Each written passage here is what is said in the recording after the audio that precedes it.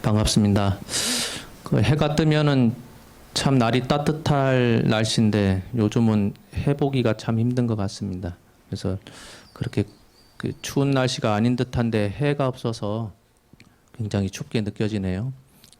계속해서 그 개초심학 입문 법문을 계속 이어나가도록 하겠습니다. 지금 벌써 네 번째 시간인데 하는 내용 자체가 이제 그 대중생활을 할 때 지켜야 될 것들, 조심해야 될 것들에 대해서 설명하고 있습니다. 이어서 나가 보도록 하겠습니다. 아픈 사람이 있거든 반드시 자비로운 마음으로 간병하고 보호하며 손님이 오거든 모름지기 기쁜 마음으로 맞이하고 어른을 뵙거든 반드시 엄숙하고 공손하게 길을 비키며 수행에 필요한 도구를 갖추되 반드시 검소하고 전략해서 만족할 줄 알아야 된다. 그랬습니다. 뭐 당연히 뭐 절집안뿐만이 아니라 가정에서도 아픈 사람이 있으면 항상 간병 열심히 잘 하죠. 그 간병하면서 싫은 내색 뭐 내는 사람이 거의 없으리라 생각됩니다. 그렇지만은 또 우리 옛말에도 그런 게 있죠. 그 아픈 사람 집에 이렇게 뭐 한두 달도 아니고 수년째 이렇게 간병을 하게 되면 처음에 들었던 마음보다는 사실은 힘든 그런 생활 때문에 마음이 처음 마음과 좀 달라지는 점이 당연히 있겠죠. 그렇더라도 아픈 사람이 있으면은 물질적으로 이렇게 쉽게 대하진 못하더라도 마음 심적으로는 항상 자비로운 마음으로 간병해야 된다 그런 뜻이겠죠.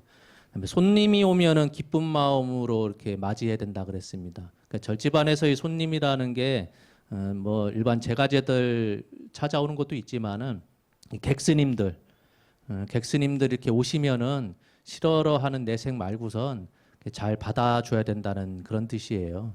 요즘은 객스님이라고 해서 찾아오는 분들이 극히 드물죠. 왜냐하면은 전에는 이제 차량 그 차편이 이렇게 어렵다 보니까 애써서 이런 산골짜기의 절에 스님들이 찾아오면 힘들게 걸어오시거나 하기 때문에 그분들 이렇게 잘 대접해서 여비도 좀 챙겨서 이렇게 보내드리고 했었는데 요즘은 이제 그런 게 극히 드물죠.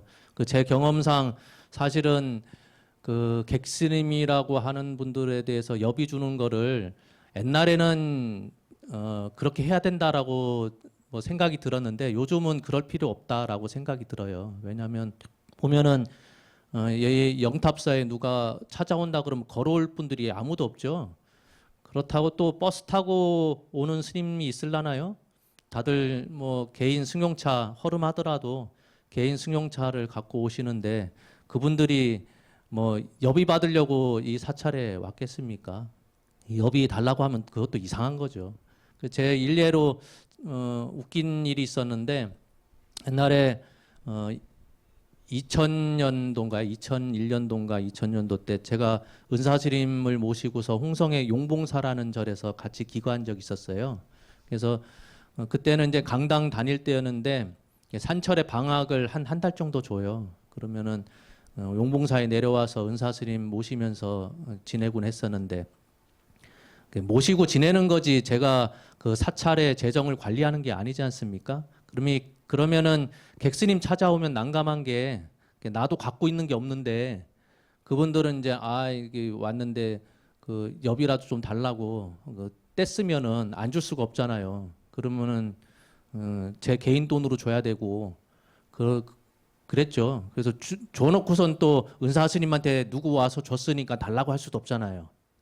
하루는 그 법당 뒤편에 이제 산에 나뭇가지를 좀 주스려고 올라갔다가 그 밑에를 쳐다보니까 어느 스님이 와 계신 것 같아요.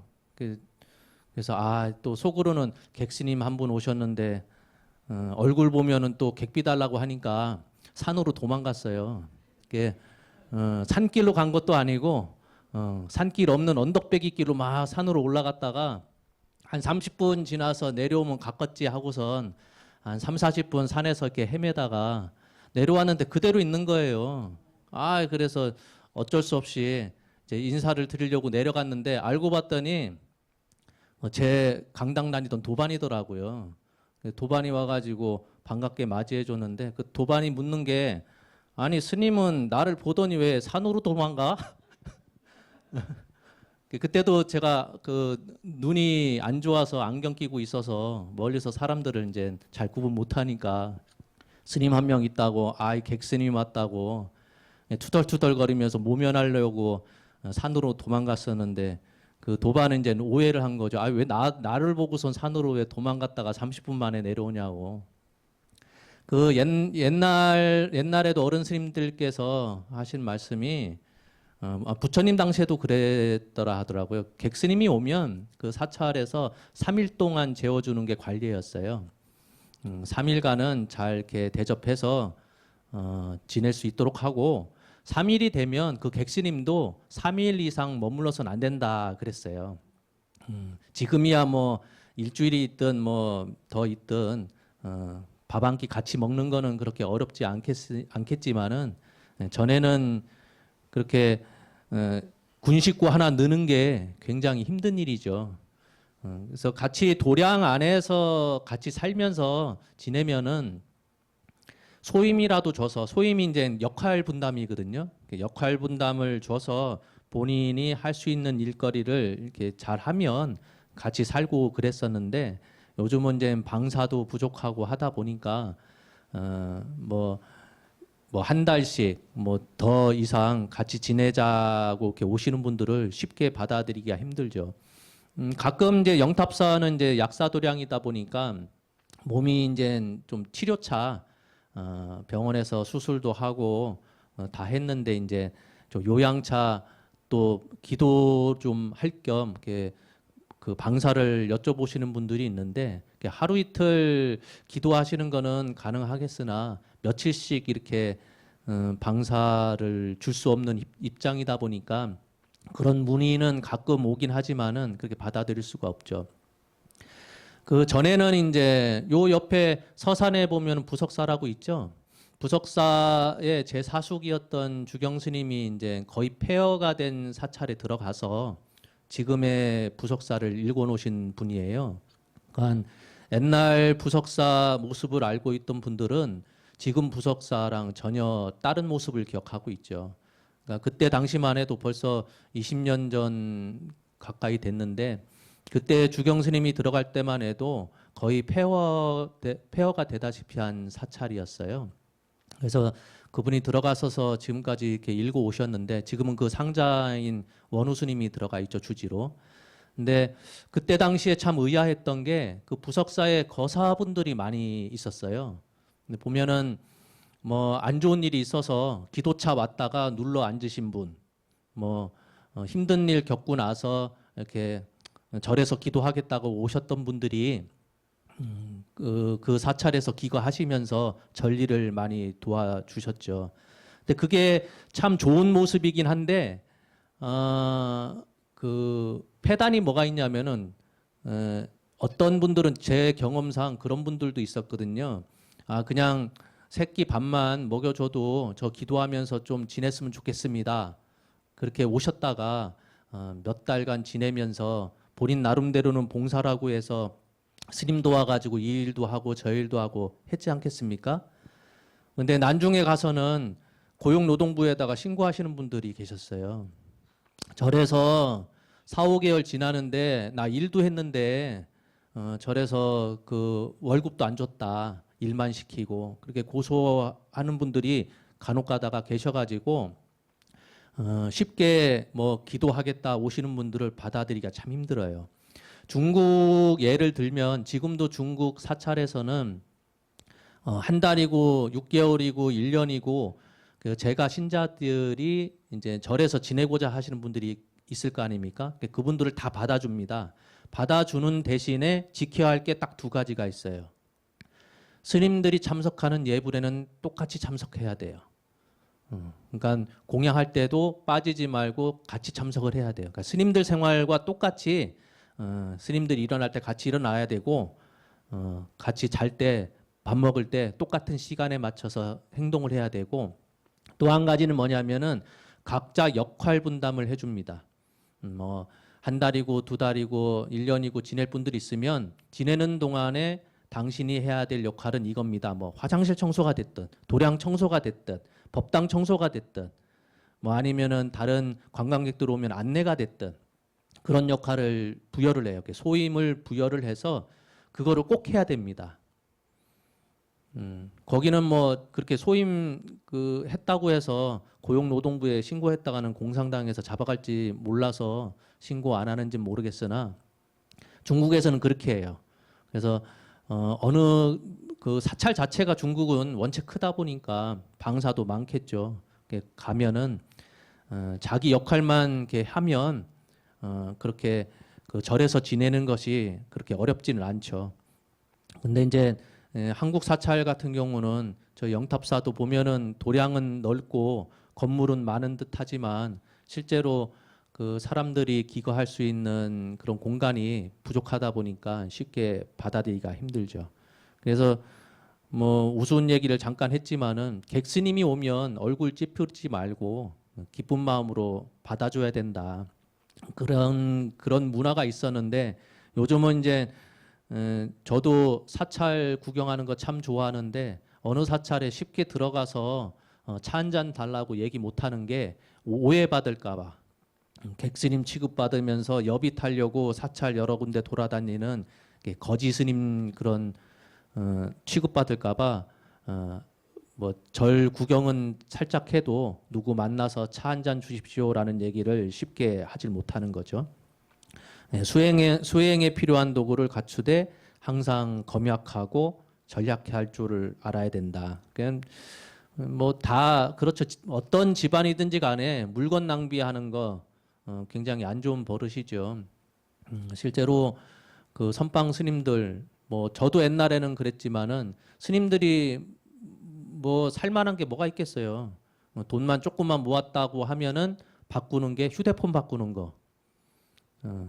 휴대폰 나오면은 이제 그 빨리빨리 최신 폰으로 바꿔서 한두 달 즐겁게 지내다가 식상하면은 한쪽에 치워뒀다가 또 요즘은 휴대폰이 굉장히 빨리 바뀌죠. 1년에 한 번씩 새로운 기종이 나오면 거기에 맞춰서 또 휴대폰 바꿔서 또 거기에 재미 들려가지고 뭐 몇 번 눌러보고 또 안 그러면 이제 스님들은 이제 등산 좋아하니까 등산용품 그 히말라야에 등반해도 될 만한 그런 장비 구입해서 등산에 이제 재미 들리시는 분들이 있죠. 그러니까 사실은 그 필요 없는 물건인데도 불구하고 어딘가에 이렇게 몰입을 해서 그 뭐라고 해야 되나 스트레스를 해소한다고 할까요? 그런 거리를 찾다 보니까 등산에 매진한다든가 아니면 전자제품에 이렇게 몰입한다든가 하긴 하죠. 어떤 분이 그렇습니다. 그런 말을 하죠. 아니 스님들이 그 이렇게 산 좋고 물 좋은 곳에서 기거하시면서 뭐 스트레스 받을 게 뭐가 있습니까? 라는 말을 하는데 스님들도 똑같이 사람이다 보니까 스트레스 많이 받아요. 제가 전에도 얼핏 얘기했지만은 스님들의 질투는 상상을 불허해요. 조그만 2평, 3평짜리 방에서 3명, 4명 지내는데도 어떤 분들은 쓰레기통 4명이 지내면은 쓰레기통이 4개가 있어야 돼요. 책상도 4개가 있어야 되고 매일 책상에 앉아서 책 보는 것이 아닌데도 불구하고 내 공간이라고 하는 것을 2평, 3평짜리 방을 쪼개서라도 그런 자기 영역이라는 게 분명하지 않으면 항상 분란이 생기죠. 그게 이제 제가 스님들을 폄하하려고 이런 얘기를 하는 게 아니라 누구나 다 갖고 있는 그런 심정이에요. 감정이고. 근데 그것이 밖으로 표출될 일이 극히 드물죠. 가정에서는 그나마 피부치니까 가족이니까 이해하는 면도 있지만 전혀 피 한 방울 섞이지 않은 사람들이 이렇게 큰 법당 안에서 4명 지내라고 하면 상관없겠지만 2평짜리 방에서 4명, 5명 지내라고 해보세요. 그 와중에 한 명이 코 온다고 생각을 해보세요. 환장할 일이죠. 그러니 스트레스가 일반 사람들이 생각하는 그런 종류의 스트레스뿐만이 아니라 상상 이외의 스트레스를 많이 받게 되죠. 또 이어서 계속 나가 보겠습니다. 공양할 때 마시고 씹는 소리를, 그러니까 입에서 쩝쩝거리는 소리를 내지 말고 수저나 바루를 짚고 놓을 때 반드시 편안하고 조심스럽게 하고 얼굴을 들어서 두리번 돌아보지 말며, 곱고 맛있는 것을 좋아하고 거칠고 맛없는 것을 싫어하지 말며, 반드시 무건하고 잡념을 일으키지 말아야 하고, 공양하는 것이, 밥 먹는 것이 다만 몸이 마르고 쇠약해지는 것을 치료하여 공부에 도움을 이루기 위함인 줄 잘 알아야 하며, 그러면서도 반드시 반야심경을 생각하되 삼륜이 청정한 줄을 관해서 도 닦음에 어그러짐이 없어야 한다. 공양할 때 어떤 자세, 어떤 마음가짐을 가져야 된다라는 내용입니다. 공양할 때 소리내지 말라라는 게 철칙이에요. 왜 그러냐면은 어른 스님들이 그런 말씀 많이 하세요. 그 아귀를 빗대어서 공양할 때 밥 먹는 소리 내면 밥 먹지 못하는 아귀들이 얼마나 그 소리 듣고서 배고프겠느냐. 그래서 아귀들 귀에 안 들리도록 공양할 때도, 바로 공양이죠. 공양할 때 소리 내지 말고 먹어야 된다. 그런 얘기를 해요. 지금도 그러는지는 모르겠지만은 해인사 그 13개의 암자 가운데 백년암이라고 들어보셨죠? 정철 스님 기거하셨던 곳이 백년암인데, 백년암에서 출가를 하면 그 행자가 돼서 무엇을 가장 먼저 외워야 되냐면은 능엄신주를 외워야 돼요. 능엄신주가 능엄경 그 10권 가운데 그 10권째에 기록되어 있는 그 신비한 주라 해서 능엄신주라고 하거든요. 그러니까 능엄경에 실려 있는 신비한 주문 해서 그걸 줄여가지고 능엄신주라고 하는 거예요. 능엄경의 본래 이름이 대불정열애밀인 수중요의 제보살만행 수능엄경이에요. 그걸 줄여서 다 기억 못하니까 제목이 너무 길어서 그걸 줄여서 그냥 능엄경이라고 하는 건데, 거기에 실려 있는 능엄주를 외워야 돼요. 그러니까 한번 나중에 집에 가서 인터넷으로 한번 찾아보세요. 능엄주 하면, 능엄경에 실려 있는 능엄신주 하면 굉장히 깁니다. 발음하기도 참 힘들어요. 그러니 들어오자마자 행자님들이 그걸 외워야 됩니다.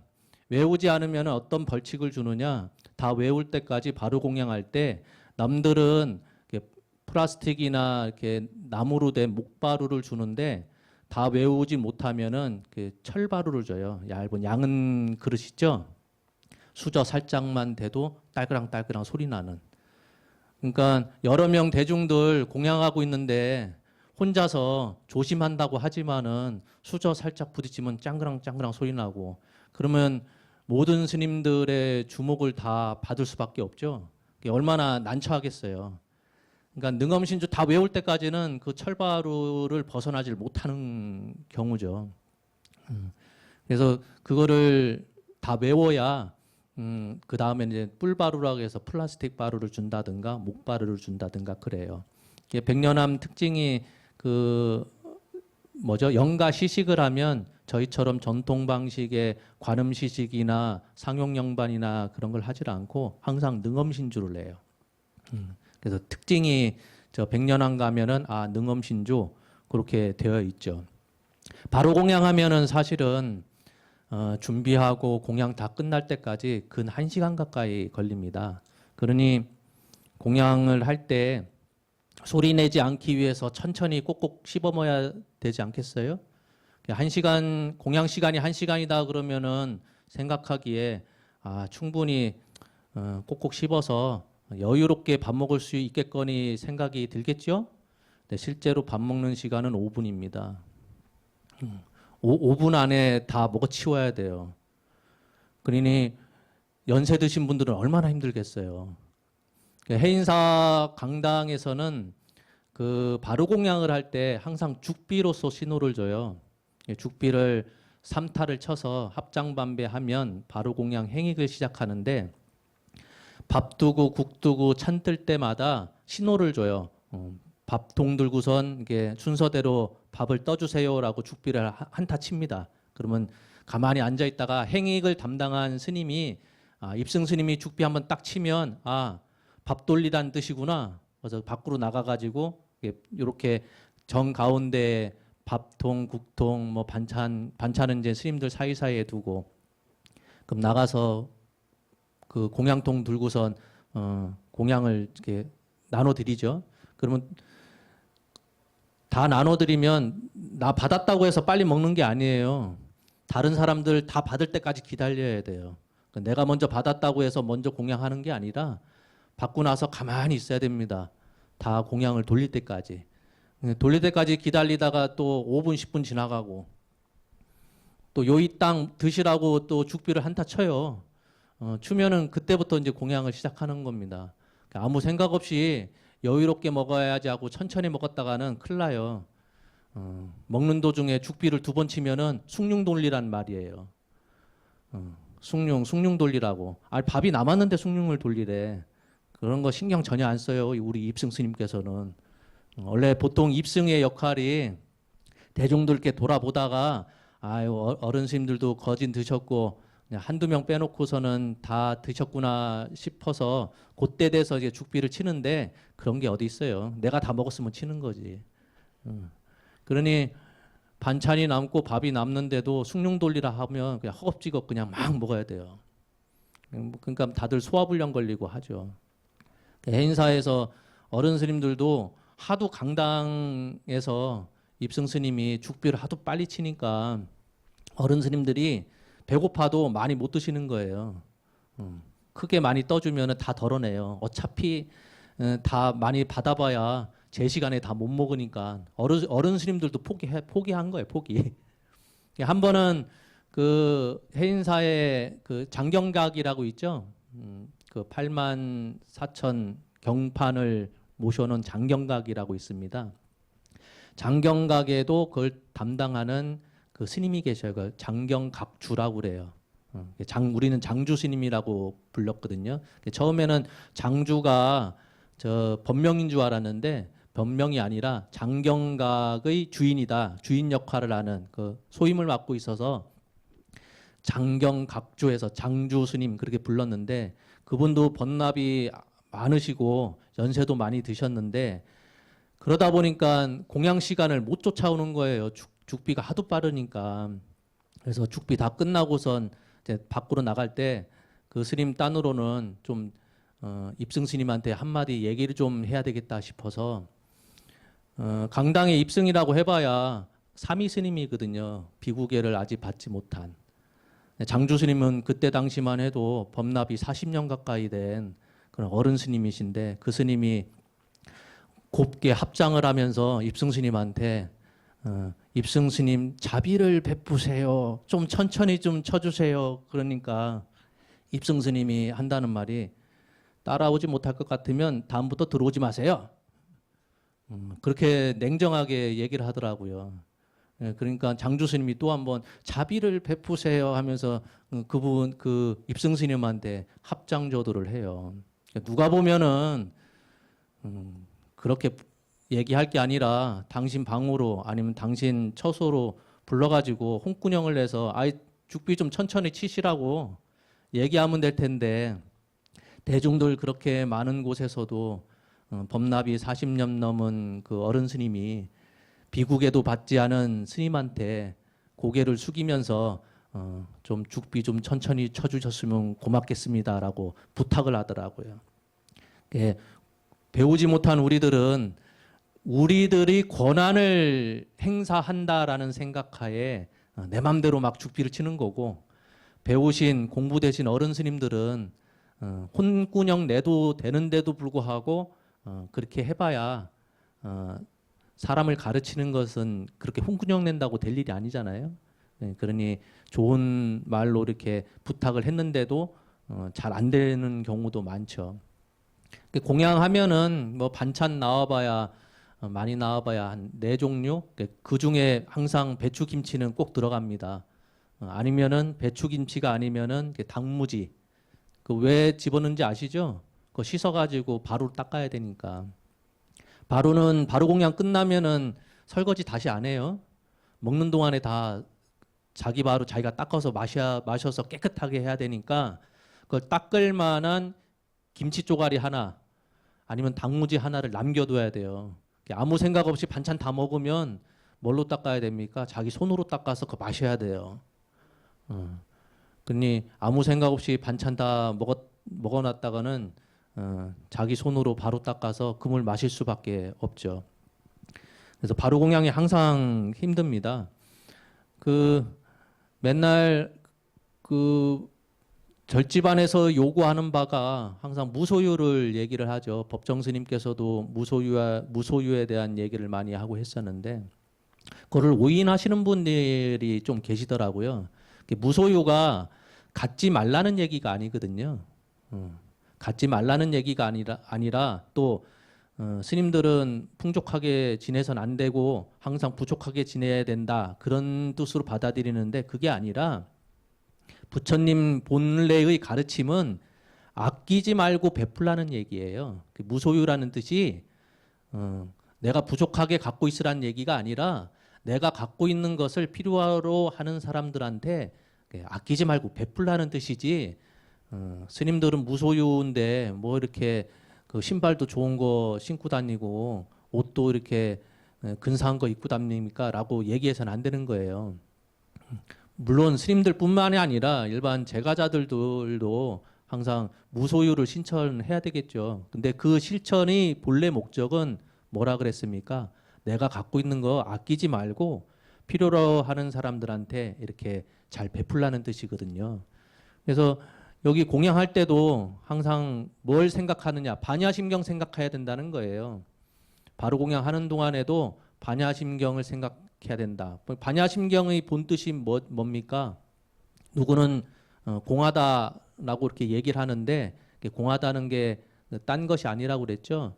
모든 것은 실체가 없다. 그러니까 딱 집어서 영원한 것이 없다라는 뜻을 얘기하는 거고 그걸 더 쉽게 얘기하면 그때 달라요. 오늘의 인연이 있어서 이런 모습으로 또 이런 형태로 이런 장소에 모인 것이지 인과 연이 달라지면 항상 변한다라는 게 그 공하다는 본래의 뜻이거든요. 그래서 반야심경을 생각하면서 삼륜이 청정한 줄을 알아야 된다 그랬어요. 삼륜 청정. 보시하는 사람도 깨끗한 마음으로 청정한 마음으로 남한테 보시해야 되고 보시를 받는 사람도 부끄러움이 없어야 된다 그랬습니다. 내가 가난하니까 저 사람이 주는 거 기분 나쁘지만은 받아서 쓸 수밖에 없어. 내가 못 배웠으니까 저렇게 잘난 사람이 가르쳐주면 어차피 내가 몰라서 못 배워서 가방끈이 짧아서 하는 얘기 잘 들어야지. 그게 아니라 남들이 나한테 무언가를 베풀어 줄 때 그걸 받을 때 내 스스로가 부끄러운 마음이 없어야 된다 그랬어요.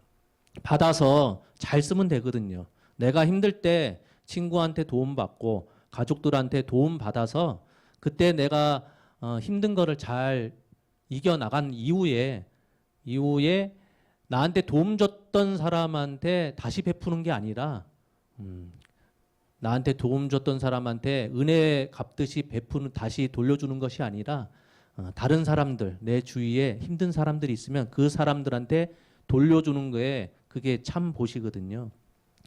그리고 또 한 가지가 깨끗해야 된다고 그랬어요. 주고받는 물건, 주고받는 마음. 그게 깨끗해야 세 가지가 청정한 거죠. 주는 사람도 내가 줬으니까 너 나한테 잘해야 돼. 그런 마음이 없어야 되고 받는 사람도 내가 부끄러운 마음이 조금이라도 있어서 내 마음이 위축된다던가 그럴 필요가 없고 그 사이에 주고받는 물건도 깨끗한 거. 훔쳐서 넘들 도와준다? 그 말도 안 되는 얘기죠. 받는 사람이 설사 모른다 하더라도 주는 사람이 넘들 거 뺏어가지고 오른쪽 사람 거 뺏어서 왼쪽 사람한테 준다? 그런 거는 있을 수가 없는 일이죠. 그래서 삼륜이 청정해야 된다는 게 딴 게 아니라 주는 사람의 마음도 순수한 마음으로 줘야 되고 받는 사람도 부끄러운 마음이 없어야 되고 그 사이에 주고받는 물건도 깨끗한 물건, 청정한 물건이어야 된다. 그랬죠. 그래서 우리가 공양하는 목적 자체가 만나는 것을 추구하는 그런 것이 아니라 그 곱거나 음식이 거칠거나 음식이 맛나거나 그런 거 생각하지 말고 내가 이걸 먹어야 공부 열심히 할 수 있지. 내 몸 허약해지지 않고 병나지 않기 위해서 공양한다라고 생각해야지. 이왕이면 좋은 거, 이왕이면 맛난 거, 이왕이면 비싼 거, 고급스러운 거 그런 거 찾아다닐 필요가 없다는 얘기예요. 보통 그런 거를 항상 질문하는 분들이 많아요. 아니 스님 그 절집안에서 그 육식 고기 먹지 말라 했는데 그 소세지 그런 거 먹어서 되겠어요? 그 달걀 그런 거 가끔가다 후라이에서 나오는데 그런 거 먹으면 안 되지 않습니까? 라는 얘기를 해요. 여러분들 생각은 어떠세요?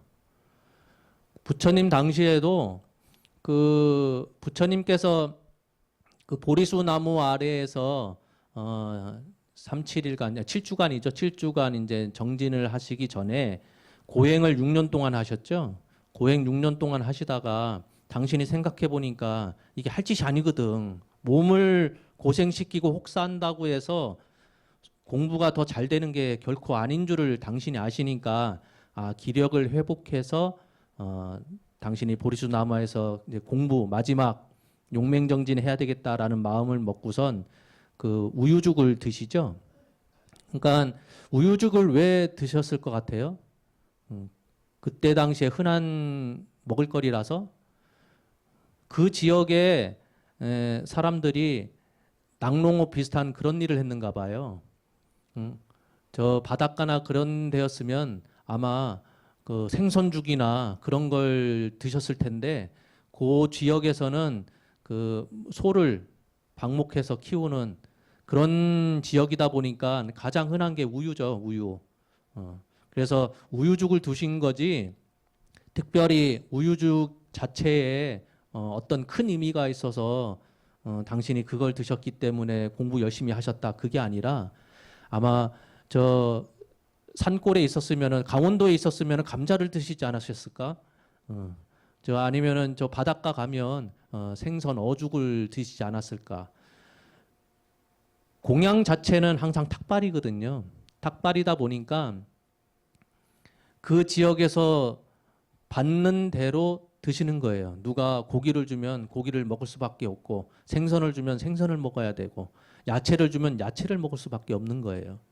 주는 대로 먹는 거다 보니 실제로 대승불교라고 해서 중국 거쳐 오면서 그 육식을 하면은 안 된다라는 계율이 생겨나긴 했지만 실제로는 제가 신자들이 갖고 오는 보시하는 거 그대로 아무 그 꺼리낌 없이 드시면 됩니다. 다만 이제 제 은사 스님께서 항상 주장하시는 바가 은사 스님께서는 그 오신채도 전혀 안 드시고 그 육류 고기를 전혀 못 드세요. 안 드시는 게 아니라 못 드세요. 어려서부터 그 중학교 때인가? 그때부터 거의 안 드셨다 하더라고요. 그래서 할아버지한테 겁나게 맞았대요. 음식 그 가려 먹는다고. 고기만 먹어서 맞는 게 아니라 고기도 안 먹고 자꾸 야채만 먹는다고 엄청 혼나셨다는데 제 은사 스님 말씀이 어떤 말씀을 하셨냐면은 주는 건 다 받아 먹되 일부러 내가 뭐 먹겠다라고 해서 찾아다니지 말라 그랬어요.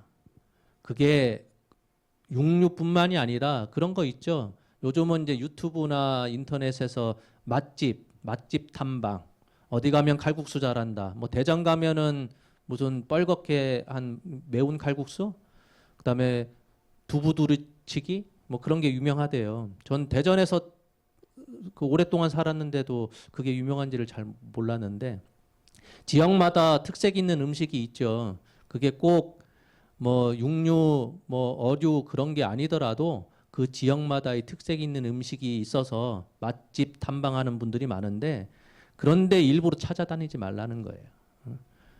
어디에 무슨 맛집이 있으니까 한번 가서 먹어볼까? 그러지 말라는 겁니다. 때가 돼서 신도분들이 스님 공양 한번 대접할게요 해서 그 집에 혹 가게 되면 먹는 것이지 내가 일부러 어디 맛집 뭐가 좋다 하면서 찾아다니면서 그런 거 하지 말라는 얘기죠.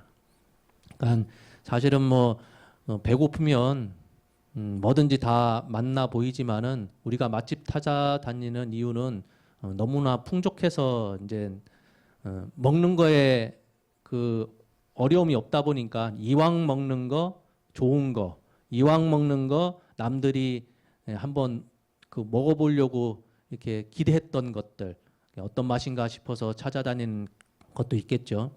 그러니 여기서 하는 얘기는 공양할 때 항상 조용히 아기들이 그 소리 듣고선 배고파하니까 그리고 또 음식 자체의 맛 좋고 거칠고 한 거를 따지지 말고 먹고선 줄인 배 채우면 그만이고 내 몸 건강하면 그만인 거죠. 그래서 그런 걸 잘 따져서 공부하라 그런 뜻입니다. 다음 주에는 어떤 내용을 하면 우리가 예불을 할 때 어떤 마음가짐으로 예불을 해야 되는가라는 내용으로 계속 진행을 해 나가도록 하겠습니다. 혹시 질문 있으신가요? 다행입니다. 원래 그 질문이 그 두 가지 중에 하나죠. 알고 싶어서 질문하시는 분들도 있지만은 그냥 이거 알고 있나 떠보려고 질문하시는 분들도 있어요. 네, 그런 분들 많이 봤거든. 질문 안 하는 것도 딱 두 가지예요. 많이 알아서 질문할 거리가 없는 분들도 있지만은 뭐가 뭔지 아무것도 몰라서 뭘 질문해야 될지 몰라서 가만히 계신 분들도 있죠. 그렇더라도 항상 제가 전에도 말씀드렸다시피 질문하시면 이 자리에서 제가 대답을 못하면 어디든지 찾아보고선 적절한 답변을 찾아서 다음 주라도 이렇게 답변을 해드리도록 하겠습니다. 여담이지만은 그거 하나 잠깐 말씀드릴게요. 그 입춘이 이제 한 2주 남았는가요? 예, 입춘이 한 2주 남았는데 보니까 그 뭐 모든 사찰에서 그런 건 아니고 간혹 가다가 어떤 사찰 또 아니면 뭐 영탑사도 보니까 그 입춘 때 신중단을 향해서 삼재경이라는 것을 읽더라고요. 그래서 제가 작년이죠. 작년 입춘 때 보니까 다들 삼재경 읽었다고 해서 삼재경을 읽긴 했는데 올해는 그 삼재경은 안 읽으려고 합니다. 왜 그러냐면은 삼재경은 부처님이 말씀하신 경전이 아니거든요. 이게 뭐 이런 말 하면은 뭐 누가 거짓말 치는 거라고 뭐 쫓아와서 나 때려 죽인다고 할진 모르겠지만 그 삼재경이라고 하는 것은 무속에서 하는 경전이에요. 무속에서 하는 그 경이 자기네들이 뭐 따로 그 특출난 게 있어서 경이 있어서 하는 것이 아니라 사실은 무속에서도 도교의 경전을 일부 따와서 만든 경전도 있고 불경의 일부분을 편집하듯이 해서 만든 경전도 있긴 해요. 말은 그래요. 삼재경이 불경에 있는 내용을 좀 따와서 만든 거다라는 그런 내용도 있는데 어찌되었든 삼재경은 무속의 경전이에요. 경전이 본래 틀은 여러분들 뭐 금강경이 됐든 아니면은 저 반야심경 그 270자대는 270자밖에 되지 않는 반야심경을 보더라도 항상 뭐가 있냐면 부처님께서 어느 때에 어떤 말씀, 누구를 대상으로 어떤 말씀 하셨다. 그래서 나중에 그 부처님께서 그 법문 마치시니까 대중들이 기뻐하면서 환희했다. 뭐 그런 뜻으로 다 돼 있어요. 구성 자체가. 그러니까 우리 육하 원칙처럼 어느 때에 부처님께서 어느 장소에서 누구를 대상으로 어떤 내용으로 말씀하셨다라는 게 본래 경전이 기본 틀이에요. 근데 삼재경 한번 보세요. 그런 말 한마디도 없습니다. 부처님 어떤 부처님께서 무슨 얘기했다는 얘기도 없고 그것도 삼재경 몇 자 되지 않는 거지만 그게 뭐 나쁜 내용은 아니겠죠. 좋은 내용이겠으나 그것은 제가 그 13년 동안 한문 경전만 들여다봤는데 제 입장에서 보더라도 무속 경전을 법당 안에서 읽는다 그 말이 맞지가 않아서 올해 입춘부터는 삼재경이라고 하는 것을 읽지 않을 겁니다. 그래서 다만 우리가 매번 하는 기도 자체가 사시기도를 기반으로 하는데 사시기도가 틀이 사실은 정형화되어 있어요. 정형화되어 있는데 저희는 뭐 매일 하고 하다 보니까 익숙하고 한데 익숙한 가운데서도 일반 제가자들은 입춘 때도 이 기도 같고 동지 때도 이 기도 같고 뭐 초하루 때도 맨날 하는 기도가 다 비슷비슷하잖아요.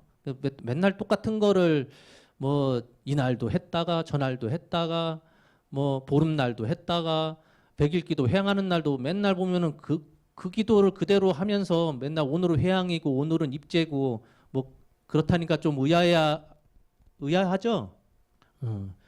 뭐 그래서 요번에 입춘 때는 그 자비참의 기도법이라고 자비수참이라는 걸 들어보셨죠?